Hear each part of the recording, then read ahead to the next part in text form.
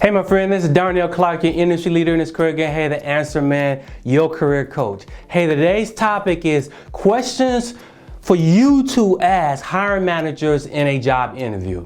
But before I start, I created an interviewing cheat sheet. It's a 7 surefire ways to get more offers.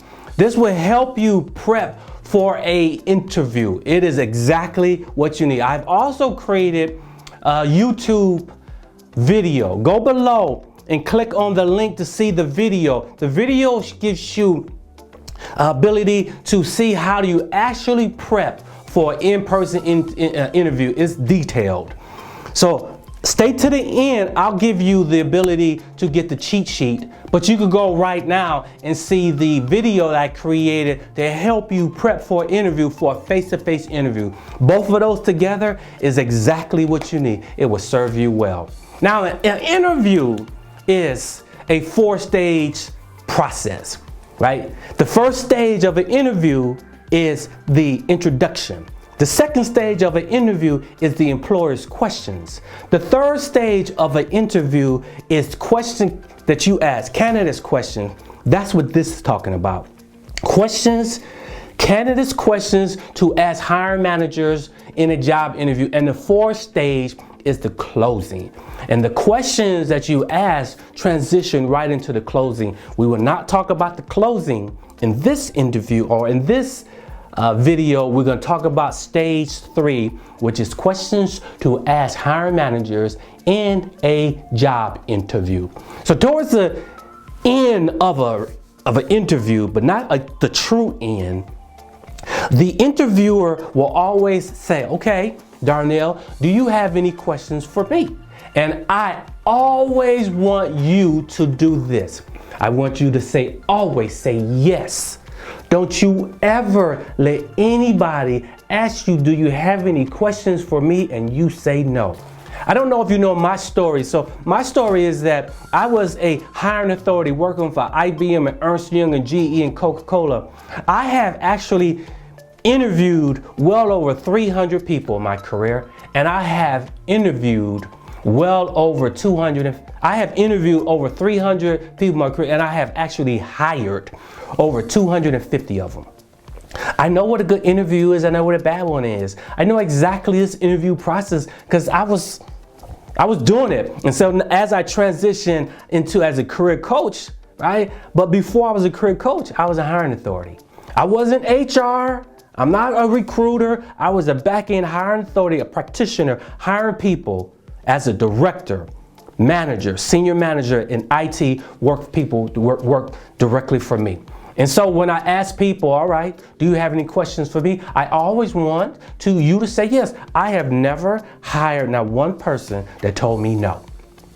See, when you say no, that you don't have any questions, I think you're not interested in the job. Because if you were interested in a job, you will have some questions for me. So when they ask you, do you have any questions for me? I want you to always say yes. I want you to take out your portfolio that look like this. I want you to open up your portfolio, take your questions that you're gonna ask.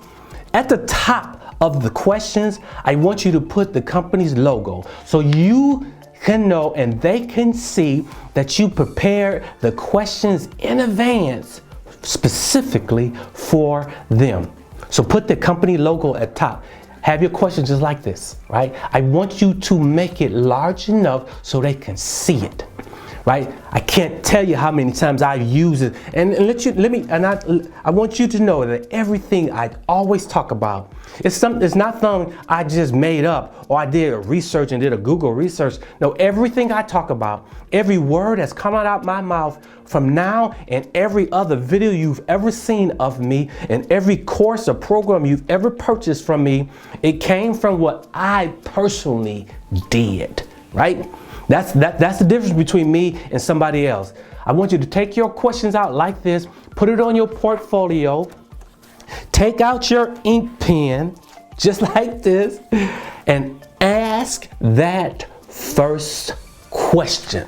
The first question is, what kind of person are you looking to fill this position, and what is your ideal candidate looks like?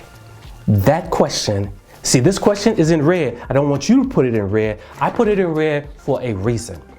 See, whatever they say, I don't know if they said it in the interview or not, but now they're going to tell you exactly what they're looking for. You write it down. You capture it and you write it down, because this is the first part of your close, right? Because the next stage is your closing, but this stage, which is the third stage, is candidate's question. I want you to ask that question, right?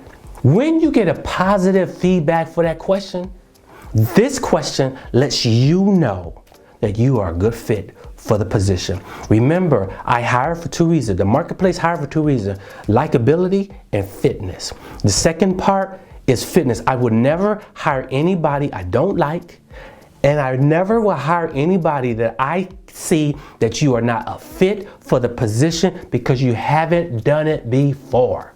That's the key. This number one question lets you know you are a good fit. Question number two, what are the day-to-day responsibilities of this position? See, I didn't used to ask that question until one day I went through the whole interview process. I started working. The very first day, they had me do something different. They did a bait and switch on me because I didn't ask this question. I need you to be able to ask the second question, what responsibilities that you're responsible, so you know it's a fit and you know you can come and hit the ground running. Listen, let me tell you something. If you take a position that you know you can't hit the ground running, where you know you will have to learn it, will take you 3, 4, 6, 8 weeks to 2 or 3 months to actually learn the position, you will not have a good transition and you won't do well. And next year, you know, they're gonna be laying you off in the first 6 months because that's not the position you should have took in the first place, because you don't know how to do it. We don't train anymore. We don't bring people in to learn. You gotta come and hit the ground running. Question number 3 is, what do you expect me to accomplish in the first 30 to 60, 90 days? Here is what I want you to do. When you get hired, I always want you to have a 90-day action plan. Hey, how do I craft that from this? See, they're getting ready to tell you what they're expecting you to do in the first 30, 60, 90 days. I want you to capture it, so you can know, yeah, I can do that because I have done it before. Not, I can do that because I think I can do it. And then now all that stress is on you, so you can see how you're going to keep your job and everything, because you never done it before, right? This question will let you know what you are supposed to do in the first 60 to 90 days. And every month, the first 30 days, you come to your boss and say, hey, this is what I was supposed to do. This is what I actually got done. Are you satisfied? Yes or no? No long question, yes or no. Then you come back in for the next 30 days, which is now your 60 days. Same question. This is what I was supposed to do. This is what I actually got done. Are you satisfied with me? Yes or no? And if it's no, then find out what the gaps are and put it in the next one. And then at the end of 90 days, you go back to your boss and say, hey, this is what I was doing over the last 90 days. Is it part of your success criteria? Yes or no? If it's yes, great. Thank you. Roll out. Come back to them in the next 6 months. If not, find out where's the gap is, where you're lacking in the delta. Put it on you and come back to them again. You want to be able to let your boss know you're trying to make sure you are doing your job extremely well. Question number 4, describe the leadership style. See, I'm self-aware. What I cannot handle is a boss who is a micromanager, hands-on. If I ask this question and this person say I'm hands-on, I pretty much wrap that information in the interview up and I get the heck out of here, because I know I won't be successful with a hands-on manager. I want to hear the words, I'm a delegator and I'm hands-off. That's the type of leader I'm looking for. I want a delegator. You need to know what type of boss you're going to be working for. You need to know who you are. If you need a lot of hand-holding, great. Then a micromanager is exactly what you need. But if you need little to no supervision like me, I need a boss that's hands-off. So I need to know the leadership style. Number 5 is, how would you describe the company's culture? And what kind of person is most successful in this organization? See, You cannot change culture. You can't. See, when I first started working in the industry, I worked for my first large organization, and I only worked for large companies, was IBM. IBM had the best culture in the world. They were so professional. Man, they call you the big blue part of the big blue nation. They treated you professional, talk professional. You always dress professional. Everybody was always in your court. It was not one person standing on somebody's neck. We were all one team called IBMers. I truly love IBM. Not so much now as a sweatshop now, but back then, I loved working for them. I worked for IBM 3 separate times. I love their program. I love their culture. Then years later, I got the opportunity to work for GE. Oh my God. GE was a different beast. GE was a fast-paced, in your freaking face environment culture. They swore, oh my God, did they swear. See, IBM thought was unprofessional, uncharacteristic, and disrespectful for you to swear at any level. I don't care who you are, what you're doing, IBM never swore. But GE, everybody cussed.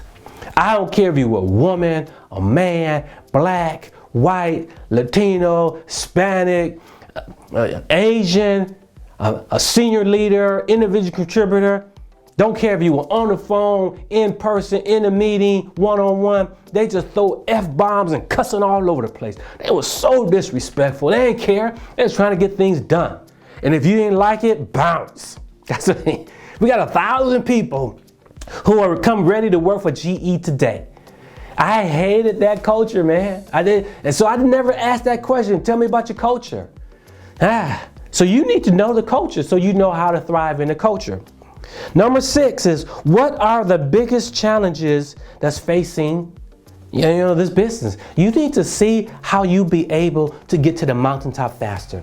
I have recognized to get promoted, you have to do something above and beyond the call of duty. You cannot come to work, just do your work and go home. You got to get on tough projects. You got to get on the high initiative projects. Go find your strategic plan. Find out the top 3 or 4, 5 initiatives. Get on those projects. Get off get in the business. Get out of the cost centers, which is the execution arm of an organization, and get into the business where the money is driven. The money is taken. The big baller shot callers. Get out of cost centers and get into profit centers. That's how you're going to be successful, right? And then you find out what challenges they're having and get on those tough initiatives and make it happen. The people who handle tough projects are the ones who get promoted and get to the mountaintop. The ones who don't, hey, you're not gonna get promoted. Number 7, how would my success be measured? Right? How would you measure my success? I need to know how I'm gonna get rated. Right? Let me give you a little chicken nugget on the side. When you do your performance rating, when you do your goals and objectives, never have your goals and objectives subjective. Make sure they are objective and they are date sensitive and time bound. You got to have criteria so you know you get it done, right? Don't ever have your goals and objectives so subjective that your manager could say, well, you didn't get this done. I think you didn't get it done. Yeah, no. I need to see, look, if I'm trying to deliver something, it has numbers and percentages and dates and money. If I hit those numbers, you can't say I didn't get it done because I did, because here are my results, right? That's what you got to do, my friend. And then number 8 is in red. Number 1 lets you know you are a good fit.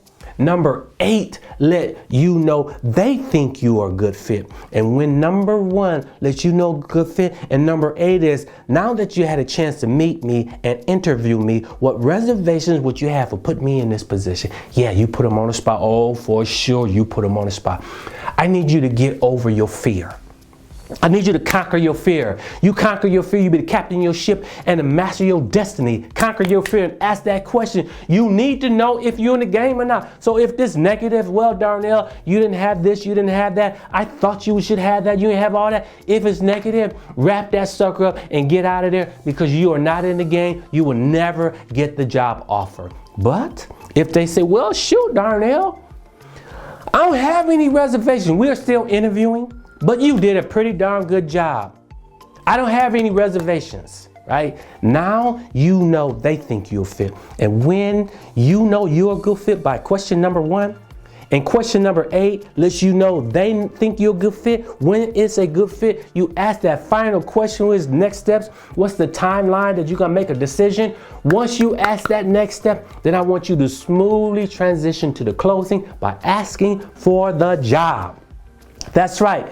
Hey, go below. I did a video specifically on how do you handle to ask for the job. You transition from the third stage, which is candidates questions, to the final stage, which is closing, and ask for the job. Go below, click on that link, watch the video so you can know how to seamlessly transition to the next stage by asking for the job. There you go, my friend. Those are the questions you need to ask hiring managers in a job interview.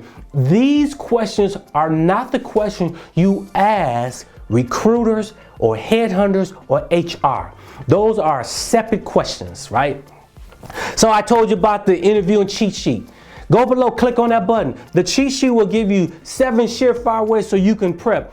In the cheat sheet will give you these questions. The actual questions I just told you about, they're there. They will give you the question you can actually use them, my friend. It also gives you the ability to show you how to transition for the close in there too. It is exactly what you need to be able to prep for an interview, for a face-to-face interview, so you can get the job of your dreams. So if you like this video, click on the like button. I love when you click on the like button. Share this with 5 friends. I truly love when you share. This is how I get my content out, by you sharing it with a whole lot of people. I need you to always share my videos, my friend, because this is how I get it out. And leave a comment. If you have any questions on anything that's interviewing or questions you should ask, or you got a question that you think I should put on my list, put it down there. I'll include it on my list also. And if you have any questions, put it in there. I'll answer the question because I'm Darnell, Clarke, the answer man. There's no question that you can ask me that I will not have an answer for. And if you haven't done so already, subscribe to my YouTube channel. On the side is the bell. Click on that bell also so you can be notified, because I come out with fresh new content and you get notified every time. And I'll be coming out with fresh new content every week for the rest of the year. So there you go, my friend. Those are the questions you should be asking hiring managers in the interview. Listen, there's one thing I know for sure, my friend, that whatever you want in life, you got to go get it. This is Darnell Clarke, your industry leader in this career game, and answer me, your career coach said, I will see you in the next video. Later.